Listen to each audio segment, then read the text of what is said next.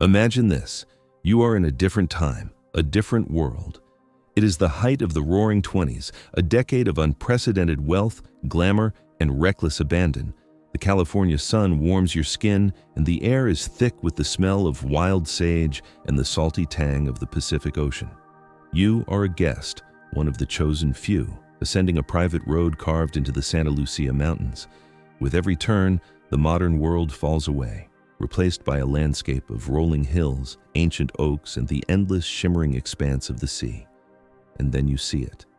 At first, it's just a glimmer on the horizon, a flash of white against the brilliant blue sky.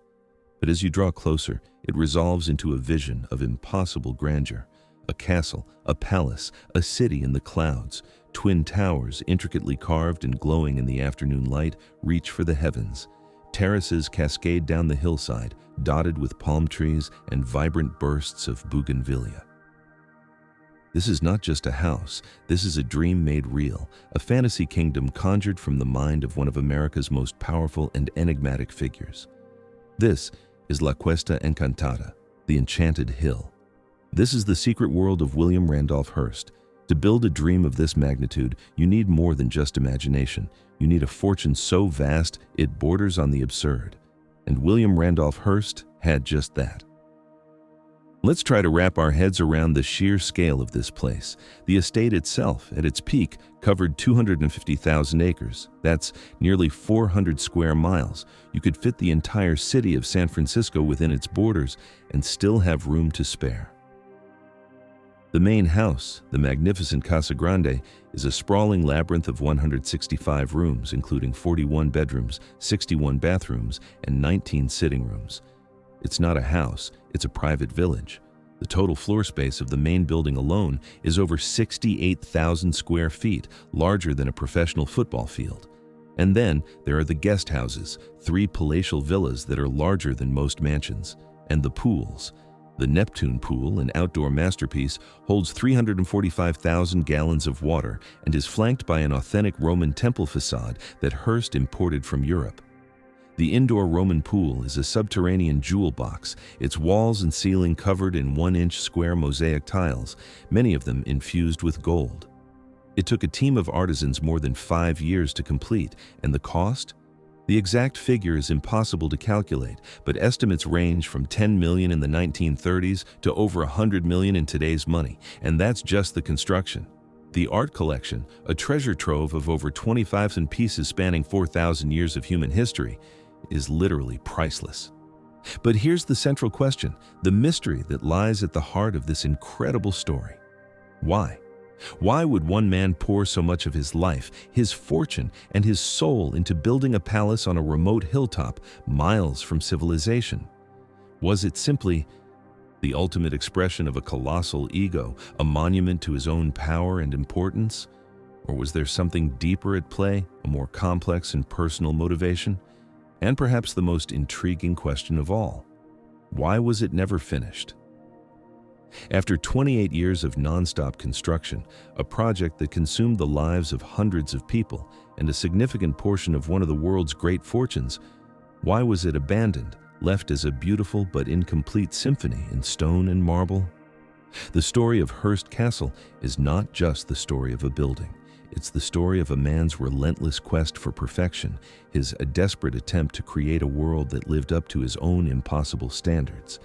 It's a story of genius and madness, of love and betrayal, of spectacular success and tragic, inevitable decline.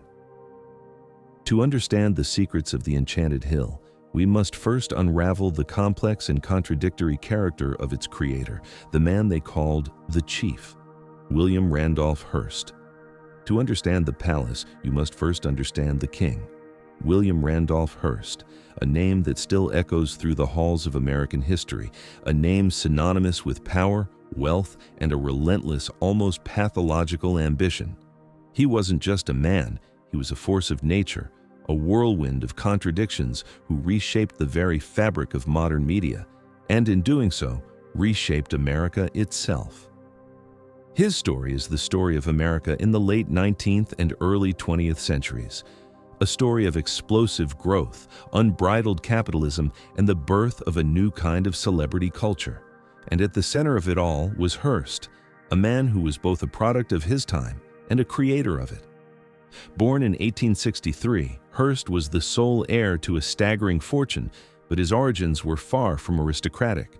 His father, George Hearst, was the embodiment of the American frontier spirit.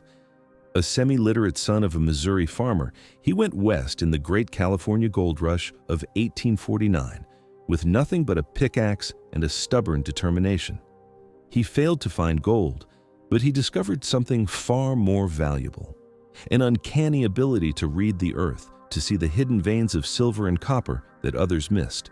He was a geological savant, a man who could seemingly smell minerals beneath the ground. His big break came with the Comstock lode in Nevada, one of the richest silver strikes in human history. He followed that with massive investments in the Anaconda copper mine in Montana and the Homestake gold mine in South Dakota. George Hearst became one of the wealthiest men in America, a senator from California, and a figure of immense power. But he never lost the rough edges of his frontier upbringing. He was a hard drinker, a prodigious tobacco chewer, and a man who preferred the company of miners to millionaires. His wife, Phoebe Apperson Hearst, was his polar opposite. 22 years his junior, she was a refined and intelligent woman from a modest Missouri background. As a young school teacher, she possessed a quiet ambition and a thirst for knowledge that went far beyond her humble origins. Their marriage was in many ways a transaction.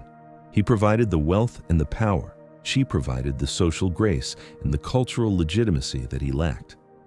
Phoebe dedicated herself to self-improvement, studying art, history, and languages. She became a major philanthropist, a patron of the arts, and a key figure in the founding of the University of California, Berkeley. She was determined that her only son, William, would have all the advantages that she and her husband had been denied. She would mold him into a man of the world, a true aristocrat, a prince of the new American dynasty. She was determined that her son would be more than just a rich man's heir. He would be a gentleman, a connoisseur, a man of the world. And so, at the tender age of 10, young William was whisked away on a grand tour of Europe. For over a year, he and his mother traveled from country to country, from castle to cathedral. It was a journey designed by Phoebe to be the ultimate education, a living textbook of art, history, and culture. Imagine it, a wide-eyed boy from the raw, untamed landscapes of California, a boy more accustomed to dusty ranches than gilded palaces, suddenly thrust into the heart of ancient civilizations. In London, he saw the crown jewels, their brilliance igniting in him a lifelong fascination with objects of immense value and historical significance. In Paris, he walked the endless halls of the Louvre, his young mind reeling from the sheer weight of history contained within its walls. He saw the Mona Lisa, the Venus de Milo, the spoils of Napoleon's conquests. He stood beneath the soaring dome of St. Peter's Basilica in Rome, dwarfed by its scale and magnificence, the air thick with the scent of incense and the weight of centuries of faith. He explored the ruins of the Roman Forum, tracing the footsteps of Caesars and senators. But it was the castles that truly captured his imagination. The romantic Gothic silhouettes of crumbling fortresses along the Rhine, the fairy-tale turrets of Neuschwanstein in Bavaria, the imposing fortified walls of medieval English keeps. These were not just buildings to him, they were stories. They were symbols of power, of romance, of a past that seemed so much more grand and glorious than the present. It was a journey that would leave an indelible mark on his soul. The seed of La Cuesta Encantada was planted not in the soil of California, but in the fertile ground of a young boy's European dream. He didn't just want to see history, he wanted to own it. He wanted to possess it, to control it, to build his own version of it on a sun-drenched California hilltop in his own private California kingdom. Hearst's formal education was, to put it mildly, a disaster. He was expelled from Harvard University for a series of elaborate and disruptive pranks, culminating in sending his professors chamber pots with their portraits painted inside. But Hearst wasn't interested in academia. He was interested in power, and he knew exactly where to find it: the press. While at Harvard, he had become the business manager of the Harvard Lampoon, and he had discovered his true calling. He was a natural-born showman, a master of promotion and propaganda. He studied the work of the great newspaper innovators of the day, particularly Joseph Pulitzer, whose New York World was a revolutionary blend of sensationalism, crusading social commentary, and eye-catching graphics. Pulitzer was his idol and his rival. Hearst was determined to out-Pulitzer Pulitzer. His father, George, had acquired the San Francisco Examiner as payment for a gambling debt. It was a failing, insignificant paper, a drain on the family's finances, but William saw its potential. He begged his father to let him take it over, and in 1887, George finally relented. It was a decision that would change the face of American journalism forever. Hearst, armed with his father's money and his own boundless ambition, descended on the Examiner like a whirlwind. He poached top talent from rival papers, offering them astronomical salaries. He invested in the latest printing technology, allowing him to print bigger headlines and more dramatic illustrations. He declared that his paper would be the monarch of the dailies, and he set about making it so. Hearst poured his inheritance into the Examiner, transforming it from a dry, boring broadsheet into a sensational, must-read daily. He hired the best writers, the most talented artists, and the most aggressive reporters. He filled his pages with lurid crime stories, scandalous gossip, and crusading social campaigns. He understood that news wasn't just about informing people, it was about entertaining them, about grabbing them by the collar and demanding their attention. He was the father of yellow journalism, a term that came to define his bombastic, often reckless style. The name came from the Yellow Kid, a popular comic strip character that he poached from Pulitzer's New York World. The Yellow Kid became the symbol of a new kind of journalism, one that was loud, brash, and unapologetically populist. Hearst and Pulitzer engaged in a fierce circulation war, each trying to outdo the other with more sensational headlines, more gruesome crime stories, and more heart-wrenching human interest tales. They were accused of debasing the standards of journalism, of sacrificing truth for the sake of sales. But they were also giving the public what it wanted. They were creating a new kind of newspaper for a new kind of reader, the urban working-class immigrant who was hungry for stories that were simple, dramatic, and emotionally resonant. He didn't just report the news, he created it. His infamous telegram to a photographer in Cuba on the eve of the Spanish-American War says it all. "You furnish the pictures, and I'll furnish the war." And he did. His newspapers whipped the American public into a frenzy, their jingoistic headlines fueling the flames of conflict. He was a media mogul unlike any the world had ever seen, a man who wielded his newspapers like a weapon, shaping public opinion and bending politicians to his will. By the 1920s, his empire included dozens of newspapers, magazines, and radio stations. He was a kingmaker, a political force, a man who could make or break a president, and he was just getting started. But for all his worldly success, there was a void in Hearst's life, a yearning for something more. He had conquered the world of media, but he had not yet conquered the world of culture. He was still seen by many as a boorish upstart, a man of new money who lacked the refinement and sophistication of the old money elite. He was the brash, loud-mouthed publisher of the Yellow Press, a man who had made his fortune by pandering to the lowest common denominator. The East Coast establishment, the Astors and the Vanderbilts, looked down on him. They saw him as a crude, uncultured barbarian from the Wild West. And it stung. Hearst, the man who could make or break presidents, was desperate for their approval. And so, he set out to build a monument that would silence his critics, a palace that would rival the great estates of Europe, and establish him as a man of taste and culture. He would show them all. He would build a home so grand, so magnificent, so filled with priceless art and history that they would have no choice but to accept him as their equal. In 1919, his mother, Phoebe, died, leaving him the vast family ranch at San Simeon. For years, the family had used the ranch for camping trips, sleeping in elaborate tents and enjoying the rugged beauty of the California coast. These were some of Hearst's happiest memories, a time when he could escape the pressures of his growing empire and reconnect with the natural world. But even then, he was dreaming of something more.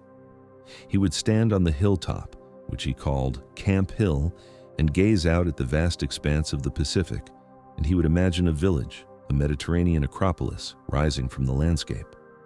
He didn't want a single monolithic mansion. He wanted a collection of buildings, a picturesque jumble of styles and periods that would look as if it had grown organically over centuries. He envisioned a Spanish cathedral, a Roman temple, a Moorish palace, all clustered together on the hilltop, a fantasy village that would transport him back to the Europe of his childhood dreams. He called it La Cuesta Encantada, the Enchanted Hill. It would be his Xanadu, his private kingdom, a place where he could play out his fantasies and surround himself with the art and beauty he had spent a lifetime collecting. He wrote to the architect Julia Morgan, a woman he had worked with on a previous project, with a simple, almost childlike request. "Miss Morgan, we are tired of camping, out in the open at San Simeon, and I would like to build a little something." That little something would become one of the most ambitious and extravagant residential projects in American history. It was a vision of breathtaking audacity, a dream that would consume him for the rest of his life. And it would require an architect with the skill, the patience, and the sheer force of will to make it a reality. If William Randolph Hearst was the king of San Simeon, then Julia Morgan was its master builder, the quiet genius who transformed his chaotic dreams into a breathtaking reality. And her story is, in many ways, as remarkable as the castle itself. In an age when women were expected to confine their ambitions to the domestic sphere, Julia Morgan shattered every conceivable barrier, building a career and a legacy that would rival any of her male contemporaries. Born in 1872, Julia Morgan was a true daughter of California, raised in a family that valued education and independence. Small in stature, she possessed a will of iron and a formidable intellect. She enrolled at the University of California, Berkeley, and, defying all convention, chose to study civil engineering, a field utterly dominated by men. She was one of the first women in the world to earn a degree in the subject. It was at Berkeley that her mentor, the eccentric and brilliant architect Bernard Maybeck, a man who would become a leading figure in the arts and crafts movement, saw her potential.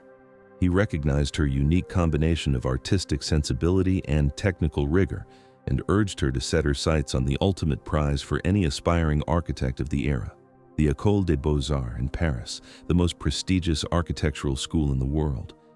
But the école had a centuries-old tradition. It did not admit women.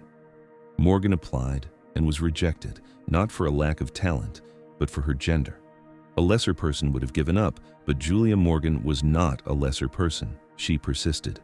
For 2 years, she remained in Paris, studying with a private tutor, honing her skills and reapplying.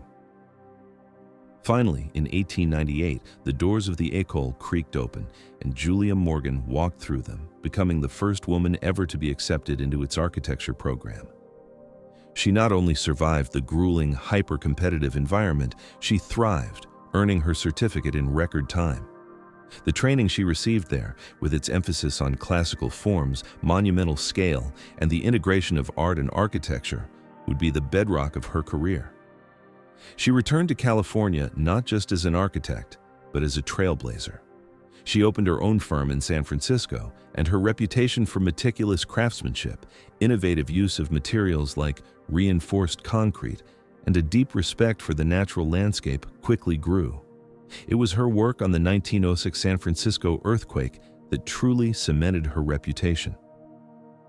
While much of the city lay in ruins, the bell tower she had designed for Mills College, one of her first independent projects, stood tall, a testament to the quality of her engineering. This led to a commission to help rebuild the Fairmont Hotel, a massive and prestigious project that established her as a major force in the architectural world.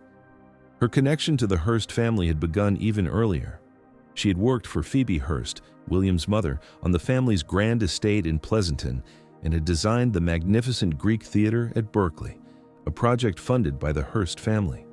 Phoebe was impressed by the young architect's professionalism, her attention to detail, and her ability to manage large, complex projects with grace and authority. She was the perfect architect for a man like Hearst. She had the engineering prowess to build his impossible structures, the artistic sensibility to understand his vision, and perhaps most importantly, the quiet, unshakable confidence to manage his colossal ego. The collaboration between William Randolph Hearst and Julia Morgan is one of the most fascinating and fruitful in architectural history. It was a partnership of opposites, a 28-year-long conversation between the flamboyant, impulsive client and the reserved, methodical architect. He was the dreamer. She was the doer. He provided the what, she figured out the how. He was the king, and she was the master builder, the eminence grise, who translated his chaotic fantasies into a concrete and tangible reality. Theirs was a relationship built on a foundation of mutual respect, a shared passion for beauty, and an almost obsessive attention to detail. Their communication was relentless. Telegrams, letters, and sketches flew back and forth between her San Francisco office and his various homes and offices in New York and Los Angeles. When he was in residence at San Simeon, they would meet daily, often for hours, poring over blueprints, debating details, and sketching out new ideas. Hearst was a micromanager of epic proportions. He had an opinion on everything, from the overall style of a building down to the placement of a single doorknob. He would see a picture in a magazine, a detail in a movie, or a memory from his European travels, and immediately fire off a missive to Morgan. "I've just seen the most wonderful Spanish ceiling. We must have it." Or, "The towers of the cathedral at Ronda are magnificent. I want ours to be bigger." He was a man who thought in headlines, and he wanted his home to be a headline, a bold, declarative statement of his own importance. And Morgan, with her characteristic calm and professionalism, would absorb his latest whim and find a way to make it work. She was a master of integrating disparate styles, of weaving together Hearst's eclectic tastes into a surprisingly cohesive whole. He wanted a Spanish cathedral, a Roman temple, and a Moorish palace all rolled into one, and she found a way to give it to him. She was more than just his architect. She was his interpreter, his editor, and at times, his therapist. She understood that he wasn't just building a house, he was building a world, a physical manifestation of his own sprawling, contradictory personality. She once remarked, "Mr. Hearst is a man of many moods." It was the understatement of the century. She navigated those moods with a quiet strength and an unwavering focus on the task at hand, earning his complete trust and respect, a rare feat for anyone in Hearst's orbit, let alone a woman in a male-dominated profession. He called her simply the architect, a title he bestowed with a mixture of reverence and affection. She, in turn, always referred to him as Mr. Hearst, maintaining a formal professional distance that allowed her to manage their often intense collaboration without being consumed by it. The sheer logistics of building La Cuesta Encantada were staggering. This wasn't just a construction project. It was the creation of a small city on a remote, inaccessible hilltop. The first challenge was simply getting there.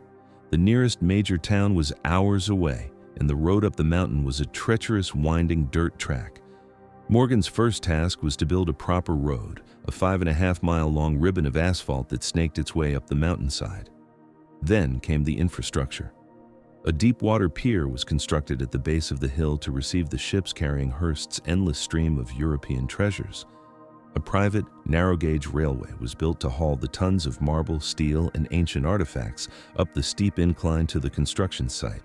A fleet of trucks was purchased to transport materials from the pier to the railway, and from the railway to the construction site. It was a complex, multi-stage transportation system, all designed and managed by Morgan. An army of workers descended on San Simeon. At its peak, hundreds of craftsmen, artisans, and laborers lived and worked on the hill.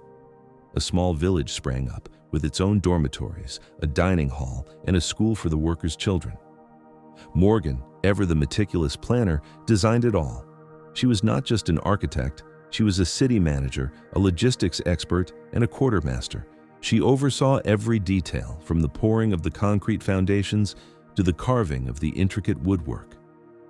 She was a constant presence on the site, her small, determined figure a familiar sight as she clambered over scaffolding, inspected welds, and consulted with her foreman.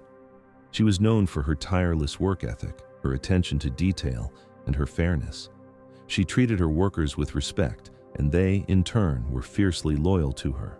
They called her the Little Boss, a term of endearment that captured both her small stature and her immense authority. The pace was relentless. Hearst was a man in a hurry, and he drove his architect and his workers with a furious energy. The project was in a constant state of flux. Buildings were torn down and rebuilt, wings were added and then redesigned, and entire sections were reconfigured to accommodate Hearst's latest acquisition or his newest whim. The Neptune pool, for example, was built and rebuilt 3 times, each version more elaborate and expensive than the last. Hearst would see a picture of a Roman temple, and suddenly the pool needed a classical colonnade. He would acquire a new set of statues, and the entire terrace would have to be reconfigured to accommodate them. It was a process that would have driven a lesser architect to madness, but Morgan took it all in stride. She was a master of improvisation, a genius at adapting to her clients' ever-changing desires. She understood that for Hearst, the process of building was as important as the finished product. He was a man who was happiest when he was creating, when he was in the midst of a grand, ambitious project. The castle was his ultimate toy, his life-sized erector set. For nearly 3 decades, the sound of hammers and saws echoed across the hills of San Simeon, the soundtrack to one of the most audacious and extravagant construction projects in American history. It was a testament to Morgan's genius that she was able to orchestrate this chaotic symphony of creation, to impose order on Hearst's sprawling, ever-changing vision, and to create a masterpiece that was both a monument to his ego and a triumph of her own artistry. As the castle rose from the hilltop, it began to fill with the spoils of Hearst's other great obsession: collecting. He was not just a collector. He was an accumulator, a hoarder of history on an industrial scale. His appetite for art and antiques was as insatiable as his appetite for power. For decades, his agents scoured the auction houses and antique shops of Europe, buying up anything and everything that caught his eye. He bought with a voracious, indiscriminate passion, his taste ranging from the sublime to the ridiculous.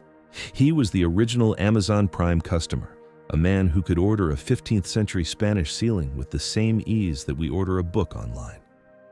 And his warehouses in Brooklyn and San Francisco were filled to the rafters with his purchases, a vast and chaotic jumble of art and artifacts waiting to be unpacked and installed. He bought ancient Greek vases by the hundreds, amassing one of the world's most important private collections. He bought Roman sarcophagi, Egyptian mummies, and medieval armor. He bought paintings by old masters, tapestries that had once hung in the palaces of kings, and furniture that had belonged to cardinals and popes. But his most audacious acquisitions were architectural. He didn't just want to decorate his castle with old things, he wanted to build it out of them. He was a man who saw history not as something to be studied, but as something to be owned, to be possessed, to be physically incorporated into his own personal narrative. In one of the most extraordinary acts of cultural appropriation in history, Hearst purchased an entire 12th-century Cistercian monastery in Spain. He had it dismantled, stone by stone, and shipped to America in more than 10,000 numbered crates. His plan was to reassemble it on his Wintun estate in Northern California, but the project was abandoned and the stones lay in a San Francisco warehouse for decades, a testament to the scale of his ambition and the recklessness of his spending.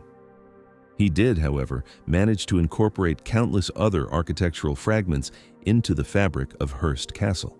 37 ancient ceilings from Gothic Spain and Renaissance Italy were painstakingly installed in the rooms of Casa Grande. Fireplaces, doorways, and entire walls were ripped from European castles and villas and reassembled at San Simeon. The result was a bizarre and beautiful pastiche, a collage of different styles and periods, a dreamscape of history that was both magnificent and monstrous. It was a place where a 16th-century Italian fireplace could sit comfortably next to a 20th-century telephone, where a 4,000-year-old Egyptian statue could share a room with a brand-new radio. It was a place that defied all logic, all convention, all rules of taste and decorum. It was, in other words, a perfect reflection of the man who created it. If Casa Grande was the heart of the castle, then its lifeblood was the steady stream of Hollywood royalty that flowed through its gates. By the mid-1920s, Hearst had become a major player in the burgeoning film industry, producing movies and carrying on a very public affair with the vivacious silent film star Marion Davies. San Simeon became their court, and the guest list was a who's who of Hollywood's golden age. It was the hottest ticket in town, a place where the stars of the silver screen could escape the prying eyes of the public and indulge in a fantasy world of unimaginable luxury. Imagine the scene. A private train chartered by Hearst would transport his guests from Los Angeles to the nearby town of San Luis Obispo. From there, a fleet of limousines would ferry them to the base of the Enchanted Hill. As they ascended the winding road, the castle would slowly reveal itself, a fantastical vision against the California sky. For the stars of the silver screen, accustomed to the manufactured glamour of the studio backlot, this was something else entirely. This was real. This was a level of wealth and power that even they could barely comprehend. Life at the castle was a surreal blend of formal etiquette and relaxed, almost childlike fun. Guests were expected to assemble for formal dinners in the Grand Refectory, a cavernous hall dominated by a massive 16th-century Florentine table. Hearst, seated at the center, would preside over the meal like a medieval king, with Marion Davies, his effervescent queen, by his side. But during the day, the atmosphere was more like a luxurious summer camp. Guests could ride horses through the rolling hills, play tennis on the castle's private courts, or swim in one of the two spectacular pools. The outdoor Neptune pool, with its Greco-Roman temple facade, was a breathtaking spectacle, a slice of ancient Rome transplanted to the California coast. The indoor Roman pool, a subterranean wonderland of blue and gold mosaic tiles, was even more dazzling, its water shimmering under the soft glow of alabaster lamps. There were costume parties, elaborate picnics, and even a private zoo with its own collection of exotic animals. Bears, lions, tigers, and even an elephant roamed the hills of San Simeon, a bizarre and wonderful addition to the already surreal landscape. Everyone who was anyone came to San Simeon. Charlie Chaplin, a frequent guest, used the castle as the backdrop for his home movies. Greta Garbo, the enigmatic screen goddess, would wander the gardens, lost in her own thoughts. Clark Gable and Carole Lombard, Hollywood's most glamorous couple, would canoodle in the cozy corners of the assembly room. Cary Grant, David Niven, Buster Keaton, the Marx Brothers, they all made the pilgrimage to the Enchanted Hill. It was the ultimate status symbol, an invitation to a world of unimaginable luxury and power. It was a place where the lines between fantasy and reality blurred, where movie stars could live like kings, and where the king of media could play out his own Hollywood fantasy. But it was a fantasy with a dark side. The castle was a place of excess, of indulgence, of a level of wealth that was almost obscene, and it was all built on a foundation of debt, a house of cards that was about to come crashing down. And presiding over this fantasy world, the true queen of the castle, was a woman who was not Hearst's wife, Marion Davies, a talented comedic actress with a bubbly, infectious personality and a heart of gold. Their relationship was the great open secret of Hollywood, a love affair that lasted for more than 30 years. It was a partnership that was as central to the story of San Simeon as the one between Hearst and Julia Morgan. Hearst had been married since 1903 to Millicent Wilson, a former chorus girl with whom he had 5 sons. But by the time he met Marion Davies in 1915, his marriage was little more than a formality. He was instantly smitten with the young actress, and he used his vast media empire to promote her career, pouring millions of dollars into her films and plastering her face across his newspapers. Many dismissed her as a talentless gold digger, a mere plaything for the powerful publisher. But they were wrong. Marion Davies was a gifted comedian, a natural on screen, and her talent was often stifled by Hearst's insistence on casting her in ponderous, serious costume dramas that didn't suit her sparkling personality. He saw her as a great dramatic actress, a queen of the silver screen, but her real genius was for making people laugh. She was a brilliant mimic, a gifted physical comedian, and a master of the witty comeback.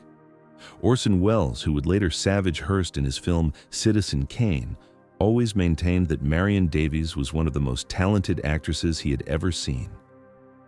At San Simeon, she was in her element. She was the perfect hostess, warm, funny, and utterly unpretentious. She had a knack for putting people at ease, for puncturing the pomposity of the grand surroundings with a well-timed joke or a playful prank. While Hearst was the brooding, often intimidating king of the castle, Marion was its heart and soul. She was the one who organized the costume parties, the one who led the late-night sing-alongs around the piano, the one who made sure that everyone, from the biggest movie star to the most junior reporter, felt welcome. She was fiercely loyal to Hearst, and he, in turn, was utterly devoted to her. He built her a private beach house in Santa Monica, a magnificent Georgian mansion that was a palace in its own right. But it was at San Simeon that their love story played out, a strange and beautiful romance that unfolded against the backdrop of one of the most extraordinary homes in the world. She was the uncrowned queen of his Enchanted Hill, and for more than 2 decades she reigned supreme. She was his confidant, his companion, his greatest love. And when his empire began to crumble, she would be the one to stand by his side, the one who would sacrifice her own fortune to save him from ruin. The fantasy bubble of San Simeon was impervious to many things, but it was not impervious to the harsh realities of the global economy. The stock market crash of 1929 and the ensuing Great Depression sent shockwaves through Hearst's sprawling, debt-ridden empire. For decades, he had spent money with a reckless abandon, financing his lavish lifestyle and his insatiable collecting habit by borrowing against his future earnings. But now, the future looked bleak. The party, it seemed, was finally over. Advertising revenue, the lifeblood of his newspaper and magazine businesses, plummeted. Circulation numbers declined as unemployed Americans could no longer afford the luxury of a daily paper. His other investments in real estate and mining soured. The man who had once seemed to have a Midas touch, who had built a billion-dollar empire from a single failing newspaper, was suddenly facing financial ruin. He was, to put it bluntly, broke, or at least broke in the way that only a man who owed nearly $130 million, an astronomical sum in the 1930s, could be. His personal spending was out of control. He was spending millions a year on San Simeon alone and millions more on his art collection, his other homes, and his lavish lifestyle. He was a man who had never learned to say no to himself, and now the bill was coming due. In 1937, the crisis came to a head. His creditors, no longer willing to indulge his extravagant spending, forced him to relinquish control of his own empire. A conservator was appointed to oversee his finances, and the process of dismantling his kingdom began. It was a humiliating blow for a man who had prided himself on his absolute power and control. The great accumulator was now forced to deaccumulate. Warehouses full of art and antiques were thrown open, their contents sold off in a series of massive, highly publicized auctions. Tapestries, suits of armor, entire rooms all went under the hammer. It was a fire sale of epic proportions, a desperate attempt to staunch the financial bleeding. The king was being stripped of his treasures, his kingdom sold off piece by piece to the highest bidder. The dream of San Simeon, the ultimate expression of his wealth and power, was turning into a nightmare. And in a final, cruel twist of irony, the man who had made his name by creating news was now the subject of it, his financial ruin, a front-page story in newspapers across the country. The financial crisis brought the music of construction at San Simeon to an abrupt and jarring halt. For nearly 2 decades, the Enchanted Hill had been a hive of activity, a place of constant creation and transformation. Now, an eerie silence descended. The army of workers, who had dedicated their lives to building Hearst's dream, packed their bags and departed, leaving the castle feeling like a ghost town. The project was frozen in time, a magnificent but incomplete symphony. The main building, Casa Grande, was largely finished, but entire wings remained empty shells. Plans for a grand ballroom, a bowling alley, and a new, even more spectacular swimming pool were abandoned. The grounds, once meticulously manicured, began to show signs of neglect. Weeds sprouted in the gardens, and the once pristine terraces began to crack and crumble. The castle, which had always been a work in progress, a living, breathing entity, was now a static monument, a relic of a more prosperous time. For Hearst, it was a bitter pill to swallow. He had poured his heart and soul and a vast fortune into this project. It was to be his masterpiece, his legacy, the ultimate expression of his creative vision. And now, it was incomplete, a constant, nagging reminder of his financial downfall. He still visited, still entertained, But the magic was gone. The parties were smaller, the guest lists shorter, the atmosphere more subdued. The castle, once a symbol of his limitless power, was now a symbol of his limitations. It was a beautiful, tragic, and unfinished symphony. The final act of Hearst's life was a slow, sad decline. The outbreak of World War II provided a temporary reprieve from his financial woes as the wartime economy boosted his newspaper revenues. But the man himself was fading. He was now in his 80s, a frail, stooped figure, a shadow of the swaggering, larger-than-life tycoon he had once been. The man who had once commanded armies of reporters and dictated the course of nations was now a prisoner of his own aging body. His health began to fail. He suffered from a heart condition that made the remote location of San Simeon increasingly impractical. The long, winding road to the nearest hospital was a risk he could no longer afford to take. In May 1947, on the advice of his doctors, he and Marion Davies packed their bags and left the Enchanted Hill for the last time. He would never see his castle again. It was a quiet, unceremonious departure, a sad end to a 2-decade-long love affair with a place that had been his greatest passion and his most enduring obsession. They moved to a Beverly Hills mansion where Marion nursed him through his final years. It was a quiet, secluded existence, a world away from the glamour and excitement of San Simeon. The king was in exile, his kingdom a distant memory. He was surrounded by nurses and doctors, his days a monotonous routine of medication and rest. Marion was his constant companion, his protector, his last link to the vibrant, exciting world he had once commanded. She shielded him from the prying eyes of the press, from the endless stream of business associates who still sought his counsel. She read to him, she played cards with him, she did her best to keep his spirits up. But the fire was gone. The man who had once seemed to be made of pure energy was now a flickering flame, slowly, inexorably burning out. He died on August 14, 1951, at the age of 88. His death marked the end of an era, the passing of a man who had, for better or for worse, left an indelible mark on the 20th century. His will was a final, cruel twist of the knife for the woman who had stood by him for more than 3 decades. He left the bulk of his fortune to his family and the Hearst Corporation. And to Marion, he left his shares in the company, but with the stipulation that she would have no say in its management. It was a final assertion of his control, a reminder that even in death, he was the one pulling the strings. But Marion, ever the pragmatist, sold her shares back to the family for a single dollar, severing her ties with the empire that had been both her benefactor and her cage. She had loved the man, not his money, and in the end, she walked away with her dignity intact. She had been the uncrowned queen of his Enchanted Hill, and she had been his loyal companion to the very end. And in the end, that was all that mattered. With Hearst gone, the fate of his Enchanted Hill hung in the balance.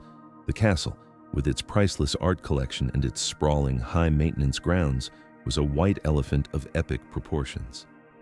The cost of upkeep was astronomical, far more than his heirs were willing or able to bear. For a few years, the castle sat in a state of limbo, a silent, empty monument to a bygone era. There was talk of turning it into a luxury hotel, a private club, or even a university. But none of these options seemed quite right. The castle was too personal, too idiosyncratic, too much a reflection of one man's singular vision to be easily repurposed.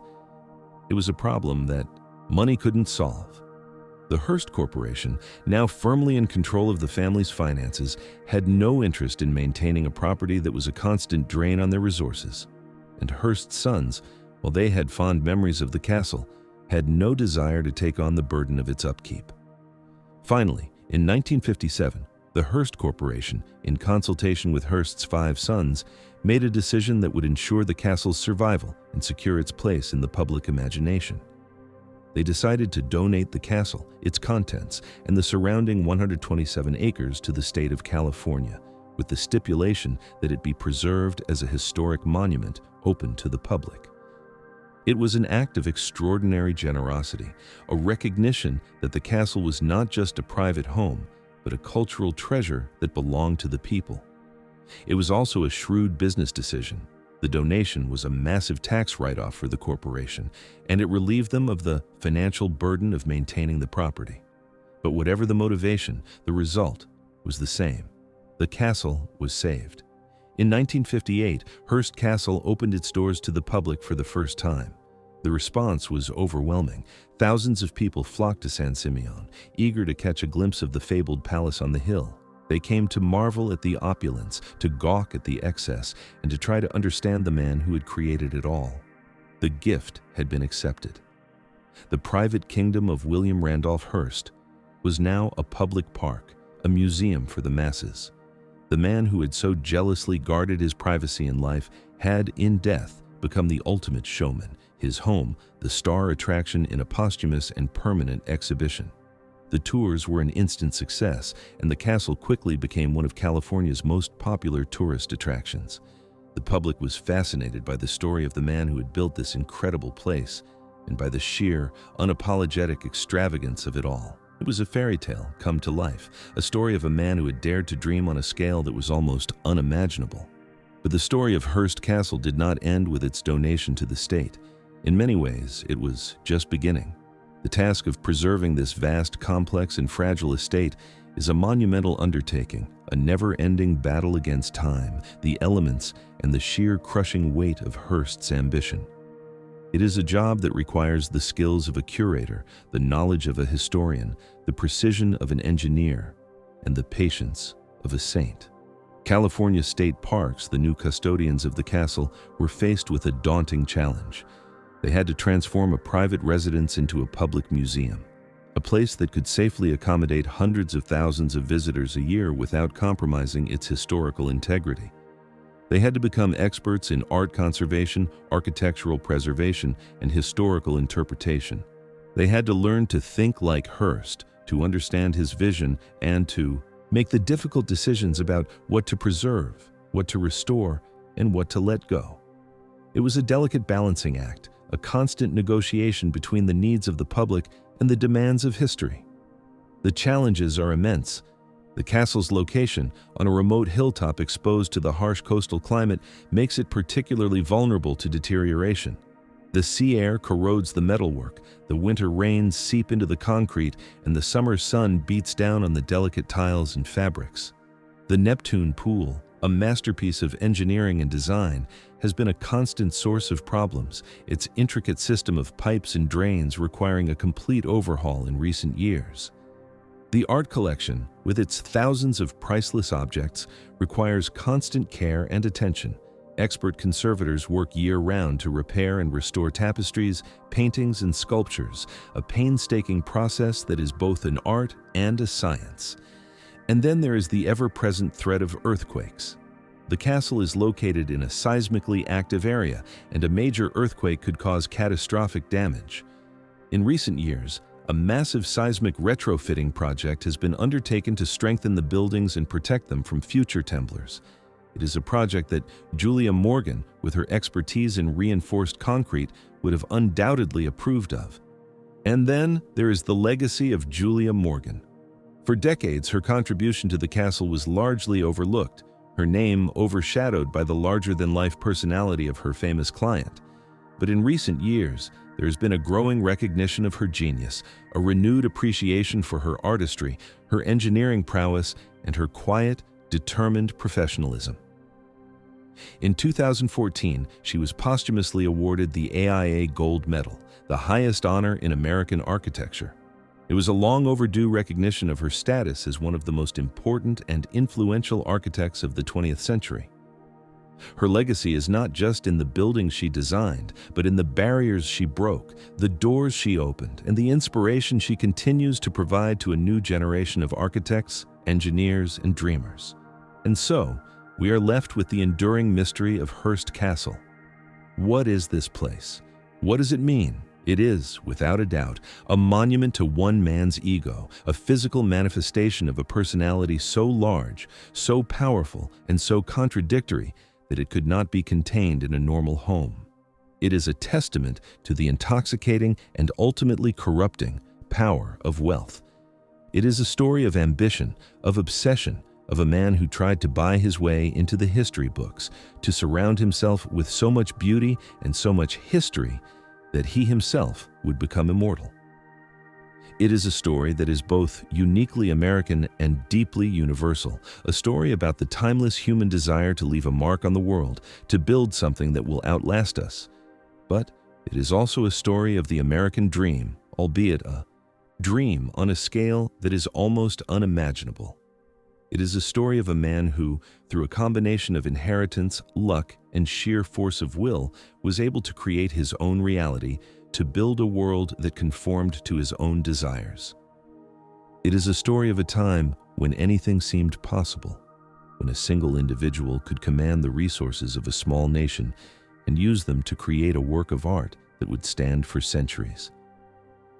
It is a story that speaks to our own fascination with wealth and power, with the lives of the rich and famous. We are drawn to the story of Hearst Castle for the same reason that we are drawn to the stories of the pharaohs, the Roman emperors, and the Renaissance princes. We are fascinated by the idea of a life lived without limits, a life in which every desire can be instantly gratified. And what of the man himself? Was he a visionary or a madman, a genius or a fool? The answer, like the castle itself, is complex and contradictory. He was a man of great taste and of appalling taste. He was a ruthless businessman and a sentimental romantic. He was a devoted son, a faithless husband, and a loving, if often absent, father. He was a man who craved the company of others, who filled his home with the most famous and fascinating people of his time, and yet one can't help but feel a profound sense of loneliness in the vast echoing halls of his castle. It is the loneliness of a man who has everything and nothing, a man who can buy the treasures of the world but cannot buy happiness, a man who can build a palace but cannot build a home. It is the loneliness of a man who, for all his power and all his wealth, could never quite escape the shadow of his own mortality. Perhaps the ultimate irony of Hearst Castle is that it was never finished. The man who demanded perfection, who was never satisfied, who was constantly tearing down and rebuilding, left behind a work that is, by its very nature, incomplete. And in that incompleteness we find a powerful metaphor for the man himself, a man who is always striving, always reaching, always wanting more. A man who, in the end, was as unfinished as the castle he left behind. It is a reminder that the pursuit of perfection is a fool's errand, that the most beautiful things in life are often the most flawed, the most human. Today, the Enchanted Hill is no longer the private kingdom of a media mogul. It is a public treasure, a shared inheritance. The ghosts of Hearst and Marion and their glamorous guests still linger in the air, their laughter and their whispers echoing in the long corridors. But the castle has a new life now, a new purpose. It is a place of pilgrimage for those who seek to understand the strange and beautiful and tragic story of America in the 20th century. It is a place of wonder, a place of beauty, and a place of profound and unsettling questions.